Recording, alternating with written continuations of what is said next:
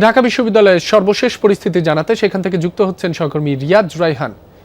রিয়াজ, রাতভর সেখানে পরিস্থিতি বেশ উত্তপ্ত ছিল, বর্তমানে সেখানে পরিস্থিতি কেমন দেখছেন আমাদের জানাবেন।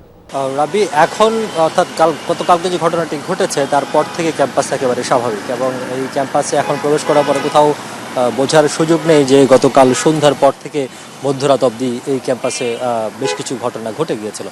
যদিও সেই ঘটনার পর বিশ্ববিদ্যালয়ে যে তদন্ত কমিটি গঠন করা হয়েছে সেই বিষয়ে কর্তৃপক্ষ এখন পর্যন্ত আনুষ্ঠানিকভাবে কিছু বলেনি, বা আমরাও যোগাযোগ চেষ্টা করেছি, কাউকে পাইনি।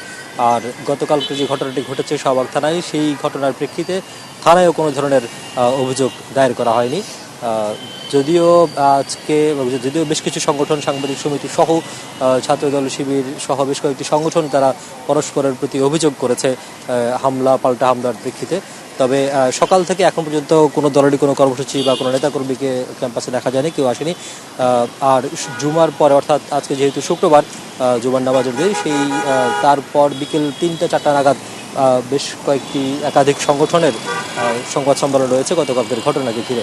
তবে আমরা এতটুকু বলতে পারি যে বিশ্ববিদ্যালয়ে সাধারণ শিক্ষার্থীরাও চান যাতে যেই রাজনৈতিক সহনশীলতা বা একেবারে সহাবস্থান বলতে যদি বোঝায় ক্যাম্পাসগুলোতে, সেটি যাতে বজায় থাকে, এবং তথাকথিত যেই রাজনীতির কারণে সাধারণ শিক্ষার্থীরা বলি হয় বিভিন্ন সময়, সেটি যাতে না হয়, এবং পরস্পরের প্রতি আস্থা বিশ্বাস যাতে বজায় থাকে, এবং শান্তিপূর্ণ ক্যাম্পাস যাতে, শিক্ষার পরিবেশ, সুষ্ঠু শান্তিপূর্ণ পরিবেশ যাতে বজায় থাকে, সেটি চান বিশ্ববিদ্যালয়, এবং শুধু ঢাকা বিশ্ববিদ্যালয়ের প্রত্যেকটি ক্যাম্পাসের শিক্ষার্থীরা সেটিই চান।